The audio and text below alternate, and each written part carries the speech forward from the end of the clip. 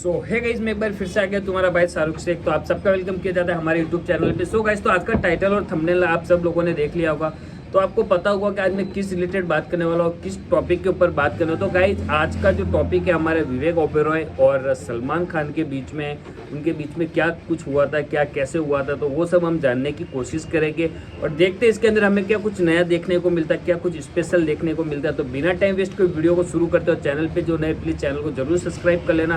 तो let's go guys, video को शुरू करते हैं। Salman Khan called me on my phone. क्या तुम जानते हो 1 अप्रैल 2003 में एक ऐसी न्यूज आई। वीडियो को पूरी देखना। शुरुआत में जब उन्होंने बात की तो मुझे लगा कि उन्होंने खूब शराब पी रखी थी, शराब के नशे में धुत थे। जहां पे विवेक ओबेरॉय ने एक ऐसी बात बताई जिसे सुन के पूरा बॉलीवुड सन्न हो गया। उन्होंने कहा कि तुम मेरी तरह हो, you are just like me. उन्होंने ऐश्वर्या का नाम लिया, उन्होंने दिया मिर्जा का नाम लिया, रानी मुखर्जी का नाम लिया और उन्होंने कहा कि मेरे इन सब के साथ उस न्यूज में विवेक ओबेरॉय ने बताया कि सलमान खान उन्हें 41 बार फोन कर चुके हैं और वो उन्हें 12 बजे रात से लेकर 5 बजे रात तक मारने की धमकी दे रहे हैं। लेकिन सबसे बड़ा क्वेश्चन आता है कि ये पूरे इंसिडेंट में ऐसा क्या हुआ जिसने विवेक ओबेरॉय का पूरा कैरियर बॉलीवुड से जड़ से खत्म कर दिया और इवन उनके फैमिली मेंबर्स जिनका कनेक्शन बॉलीवुड में पहले से है, वो तक भी विवेक का कैरियर नहीं बचा सके। ये तो सही बात है। तो ये सारी कहानी शुरू होती है विवेक ओबेरॉय से, जहां विवेक का पूरा नाम है विवेक आनंद ओबेरॉय, जिनका जन्म होता है 3 सितंबर 1976 में, वो भी हैदराबाद तेलंगाना में। साथ में उनके फादर एक पंजाबी आदमी है और लेजेंडरी एक्टर भी, जिनका नाम है सुरेश ओबेरॉय, जो कि पहले एक एक्टर थे लेकिन बाद में पॉलिटिशियन बन गए। और अगर बात करें हम विवेक की मदर के बारे में, तो उनका नाम है यशोधरा ओबेरॉय, जो कि तमिल फैमिली से बिलोंग करती है। इवन यशोधरा जी का एक फैमिली बिजनेस था चेन्नई में, जिसे आज की कंडीशन में उनके पेरेंट्स संभाल रहे हैं। और यशोधरा जी ही मेन रीजन थी जिसकी वजह से आज के टाइम पे विवेक को तमिल और तेलुगु बड़े अच्छे से आती है। और इसी के साथ अगर बात करें विवेक की प्राइमरी स्कूलिंग की, तो उन्होंने राजस्थान के अजमेर में बॉयज बोर्डिंग स्कूल जिसका नाम था मेयो कॉलेज, वहां से अपनी स्कूलिंग कंप्लीट करी और चले आए मीठी बाई कॉलेज जो कि मुंबई में स्थित है और यहाँ पे अपनी बैचलर्स डिग्री कंप्लीट करी जो कि थी फिल्म और एक्टिंग में। और उसके बाद एक्टिंग सीखने के लिए लंदन चले गए, जहाँ पे वो मिले न्यूयॉर्क यूनिवर्सिटी के डायरेक्टर से, जो कि विवेक को अपने साथ न्यूयॉर्क ले गए और वहीं से विवेक का एक्टिंग में इंटरेस्ट जागना शुरू हुआ। और फिर मास्टर डिग्री कंप्लीट करने के बाद वो वापस इंडिया आ गए और आते ही विवेक ने एक्टिंग करना शुरू नहीं कर दिया। पहले उन्होंने एज ए स्क्रिप्ट राइटर बहुत लंबे समय तक काम किया और फिर जब वो 26 साल के हुए तो उनकी फर्स्ट फिल्म आई, वो भी 12 अप्रैल 2002 को, जिसको राम गोपाल वर्मा डायरेक्ट कर रहे थे और मूवी का नाम था कंपनी, जहाँ पे वो मिले मनीषा और अजय देवगन से। हाँ, मनीषा कोल्ला, हाँ कैसे प्रोनाउंस करते हैं इनका नाम। और एक चीज नोटिस करने वाली थी कि विवेक स्टार्टिंग से एक अच्छे एक्टर थे, क्योंकि उन्हें इस मूवी के लिए बेस्ट डेब्यूट और बेस्ट सपोर्टिंग एक्टर का फिल्म फेयर अवार्ड मिला। जिसके बाद आगे चल के उन्होंने फिर राम गोपाल वर्मा के साथ दूसरी मूवी की जिसका नाम था रोड, और उस मूवी में लीड एक्टर थे मनोज बाजपेयी।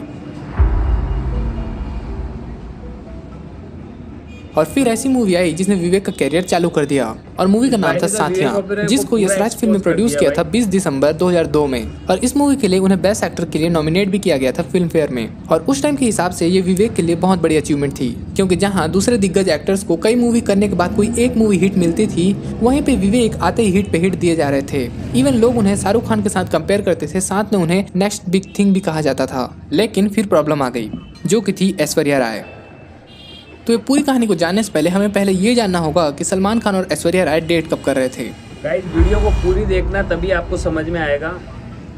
तो ये पूरी कहानी शुरू होती है 1997 में। उस टाइम सलमान खान ऐश्वर्या राय को डेट कर रहे थे और उससे ठीक पहले 1994 में ऐश्वर्या राय मिस वर्ल्ड बन चुकी थी और उसके बाद वो नई नई मूवीज में एक्टिंग के लिए ट्राई कर रही थी। और एक इम्पॉर्टेंट बात मैं तुम्हें बताना ही भूल गया कि ऐश्वर्या से मिलने से पहले सलमान खान ऑलरेडी 2 लड़कियों को डेट कर रहे थे, जिनमें आती है उनके first official girlfriend Sangeeta Bijlani, जिनका रिलेशनशिप शुरू हुआ था 1986 में और 8 साल तक चला। इवन सलमान खान ने यह भी बताया कि उनकी शादी तक भी तय हो गई थी और लोगों में कार्ड भी बढ़ गए थे। Sangeeta's the cards were printed, yeah. Yeah, that I know. Yeah. And then it didn't happen. और जैसे जैसे शादी की डेट पास आ रही थी तब एक कांड हो गया। संगीता ने सलमान को किसी और के साथ रंगे हाथों पकड़ लिया और इस इंसिडेंट के बाद संगीता ने सलमान से ब्रेकअप कर लिया, साथ में शादी भी तोड़ दी। और ये सारे इंसिडेंट होने के बाद सलमान खान ने सोचा कि मूव ऑन करने के लिए किसी और को ढूंढा जाए और फिर सलमान खान उस टाइम के पाकिस्तानी एक्ट्रेस सोमी अली को डेट करने लगे और कई इंटरव्यूज में बताया गया कि दोनों एक दूसरे को लेकर काफी सीरियस थे।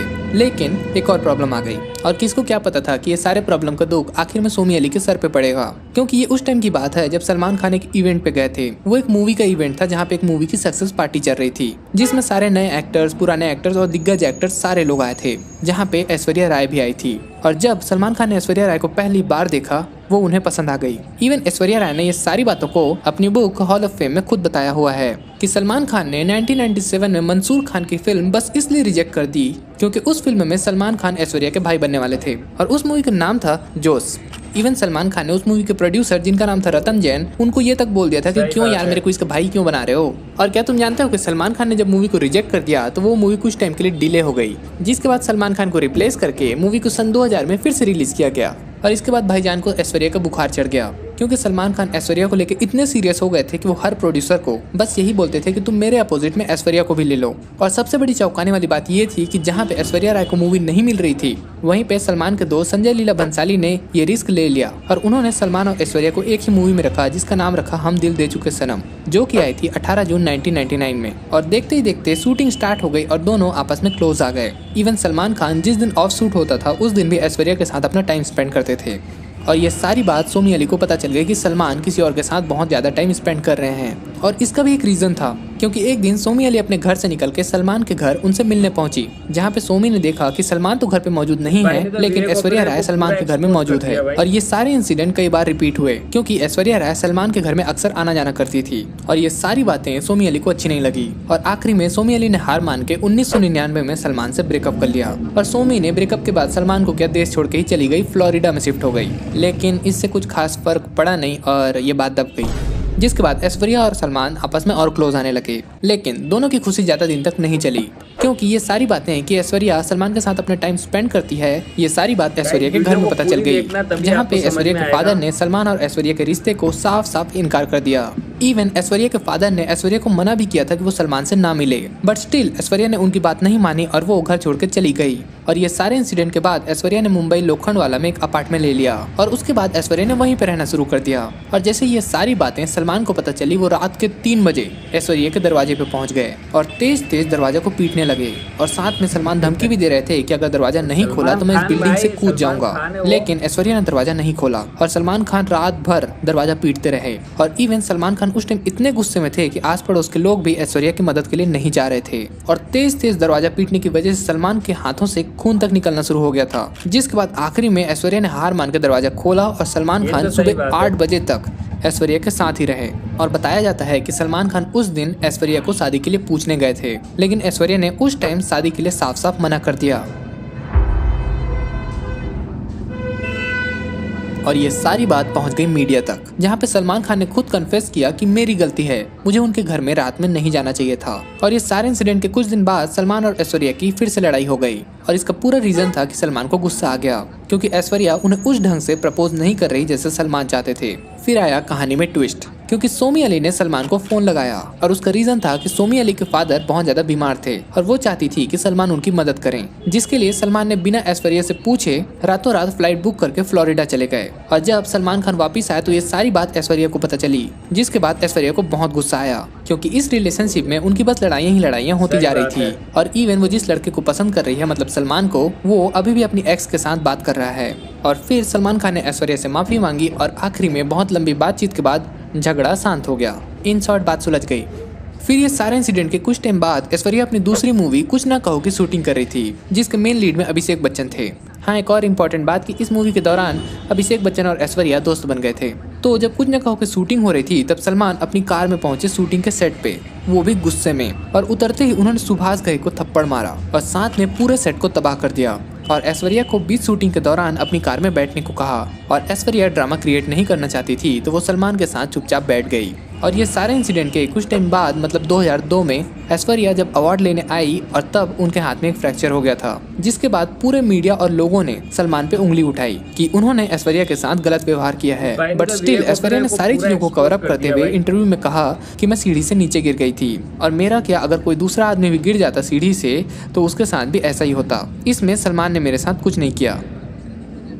और ये सारे इंसिडेंट के दौरान अगेन सलमान और ऐश्वर्या में फिर से लड़ाई हुई, जिसके बाद सलमान अपने गुस्से को काबू नहीं रखते हुए फिर पहुंच गए चलते चलते के सेट पे, जहाँ पे शाहरुख खान ने उनको रोकने की भी कोशिश की तो सलमान खान ने उनका कॉलर पकड़ लिया। और जिन लोगों को नहीं पता, शाहरुख खान खुद चलते चलते मूवी को बना रहे थे, तो उन्होंने ऐश्वर्या को रिप्लेस कर दिया रानी मुखर्जी के साथ, जिस पे ऐश्वर्या को ये बात बहुत खराब लगी और उन्होंने बोला कि शाहरुख मेरे अच्छे दोस्त थे, लेकिन वो ऐसा करेंगे मुझे नहीं पता था। और ये सारी घटना के बाद ऐश्वर्या का करियर डूबने लगा, क्योंकि लोग उन्हें कास्ट करने से डरते थे, क्योंकि अगर ऐश्वर्या को कास्ट कर लिया गया तो सलमान सेट पे आके तबाही मचा देंगे। फिर आई 28 सितंबर 2002 की रात, जिसने सलमान का पूरा जीवन बदल के रख दिया, क्योंकि उस दिन सलमान ड्रंक होकर कार चला रहे थे और उनसे एक एक्सीडेंट हो गया, जिससे एक आदमी हमेशा के लिए चला गया। और इस पूरे न्यूज़ की वजह से बॉलीवुड में हाहाकार मच गया और यहाँ से शुरू हुआ सलमान का जेल का सिलसिला। और जब सलमान जेल में थे तो उनसे मिलने के लिए पूरा बॉलीवुड पहुंचा, सारे बड़े छोटे एक्टर्स, प्रोड्यूसर सब पहुंचे सलमान को मिलने के लिए, लेकिन एक को छोड़ के, ऐश्वर्या राय। और इस बात से साफ हो गया था कि ऐश्वर्या ने सलमान से ब्रेकअप कर लिया। और इस इंसिडेंट के बाद ऐश्वर्या ने एक इंटरव्यू दिया, जिसमें उन्होंने कन्फेस कर दिया कि सलमान उन्हें मारते थे। इवन जेल से निकलने के कुछ टाइम बाद सलमान ने अपने दोस्त संजय लीला बंसाली की मूवी जिसका नाम था रामलीला, उसके हीरोइन के लिए ऐश्वर्या को ऑफर दिया, लेकिन ऐश्वर्या ने साफ मना कर दिया। और अब यहाँ शुरू होता है विवेक ओबरॉय का चैप्टर।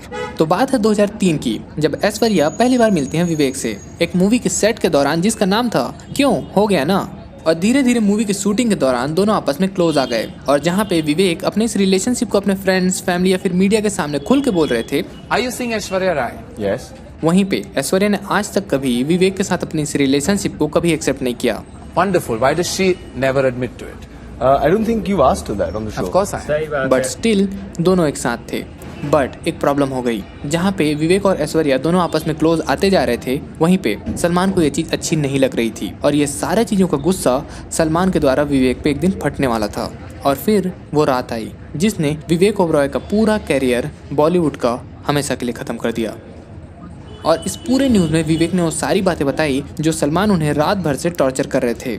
उन्होंने बताया कि सलमान उन्हें 12:30 से सुबह के 5 बजे तक लगातार फ़ोन पे फ़ोन किए जा रहे थे, जहाँ पे सलमान ने विवेक को पूरे 41 बार फ़ोन लगाया, और साथ में उन्होंने विवेक के फादर को भी गाली दी, साथ में खुद के फादर को भी गाली दी। और साथ में विवेक ने ये भी बताया कि सलमान उन्हें फ़ोन में बता रहे थे कि उनका पूरे फिल्म इंडस्ट्री में कौन कौन से एक्ट्रेसेस के साथ उनका कुछ गलत उठना बैठना था। और ये सारे न्यूज़ को बताने के बाद जहाँ पूरी इंडस्ट्री को विवेक को शाबाशी देनी चाहिए थी कि उन्होंने एक बड़े एक्टर को एक्सपोज कर दिया, उल्टा पूरी इंडस्ट्री ने उनको हमेशा के लिए इग्नोर कर दिया। और इस न्यूज़ के बाद विवेक को बाद में रियलाइज हुआ कि उन्होंने सलमान के साथ बहुत गलत किया।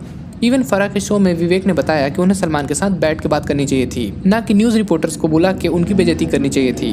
प्रेस कॉन्फ्रेंस करने के लिए तभी मुझे पता चल गया था कि मैं गलत कर रहा हूँ। ये नहीं करना चाहिए। जो करना है मर्दों की तरह सामने जाओ, बैठो, बात करो, क्या प्रॉब्लम है?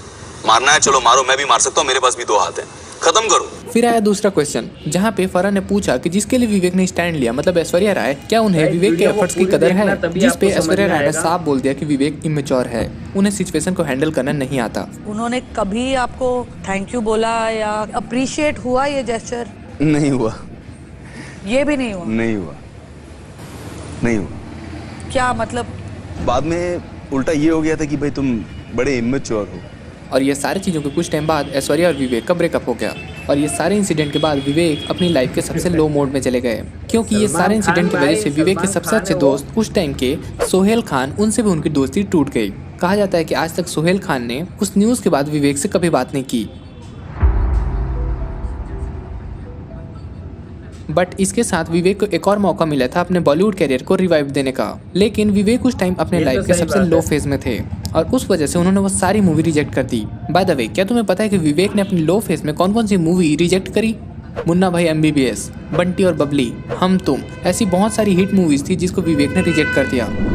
और ये हैं वो सारे रीजन जिसकी वजह से विवेक का बॉलीवुड में करियर खत्म हो गया। तो ये पूरी स्टोरी को जानने के बाद अब बात करते हैं मेरी POV की। पॉइंट नंबर 1, पर्सनली मेरे को लगता है कि जहाँ पे ऐश्वर्या ने विवेक को इमेच्योर बोला, लेकिन रियलिटी ये है कि यहाँ पे इमेच्योर और कोई नहीं, ये दोनों थे। क्योंकि जहाँ पे रिलेशनशिप खत्म हो चुका है तो अब इन दोनों को मूव ऑन कर लेना चाहिए था। लेकिन नहीं, सलमान खान अभी भी ऐश्वर्या की लाइफ को बाहर से कंट्रोल कर रहे थे। और इवन ऐश्वर्या जहाँ पे पहले रिलेशनशिप में जहाँ सलमान खान उनके साथ गलत व्यवहार करते थे, वो स्टिल अपना 100% दे रही थी। और जहाँ पे विवेक जो कि सलमान को एक्सपोज कर रहे हैं, पूरे देश के सामने ऐश्वर्या का स्टैंड ले रहे हैं, वहाँ पे 20% भी नहीं दिया और ब्रेकअप कर लिया। और चलो माना कि विवेक को कॉन्फ्रेंस नहीं करनी चाहिए थी, क्योंकि ये सारी चीजें बैठ के भी सॉल्व हो सकती थी। लेकिन ब्रेकअप, इसकी क्या जरूरत थी? ये तो बीच में छोड़ने वाली बात हो गई।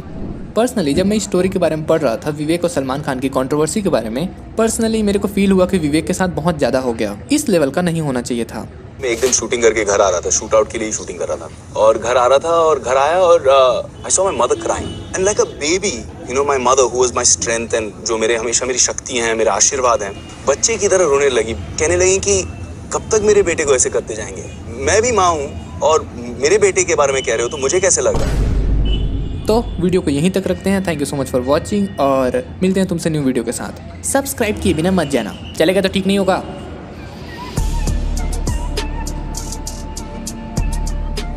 सो गाइस, तो आप सब लोगों ने वीडियो देख ली। वीडियो इस भाई ने काफ़ी इन्फॉर्मेशन कलेक्ट करके इस वीडियो को इस भाई ने बनाया है। पर सीरियसली गाइस, ये वीडियो काफ़ी इन्फॉर्मेशन थी। इसके अंदर बताया गया कैसे सलमान शाहरुख खान के ऊपर भी बताया गया और ऐश्वर्या राय की पूरी जर्नी बताई गई इसके अंदर। पर कहीं ना कहीं पे गाइस ये हो सकता है विवेक ओबेरॉय ने ये चीज़ गलत की, या कहीं ना कहीं पे सलमान बाबू ने ये चीज़ गलत की, ऐसा कुछ भी हो सकता है गाइस, ठीक है ना। पर ओवरऑल इस भाई ने वीडियो बहुत अच्छी बनाई और काफ़ी इन्फॉर्मेशन इस भाई ने कलेक्ट करके उसके बाद ये वीडियो बनाई। तो मुझे तो वीडियो काफ़ी ज़्यादा अच्छी लगी। और आप सब लोग को भी कैसी लगी प्लीज़ कमेंट करके ज़रूर बताना। और गाइज इसमें जैसे अमिताभ के बारे में बताया गया, ठीक है ना, जो पुराने ओल्ड एज हीरो थे, ठीक है ना, उनके बारे में बताया गया। तो इन भाई ने बहुत ही खूबसूरत और अपने अंदाज में इस वीडियो को पेश किया है। तो मुझे तो गाइज ओवरऑल ये वीडियो काफ़ी अच्छी लगी। और आप सब लोग को भी कैसी लगी प्लीज़ ज़रूर कमेंट करता। और मिलते हैं गाइज किसी नेक्स्ट वीडियो के अंदर। जब तक के लिए बाय, लव यू और लेट्स गो।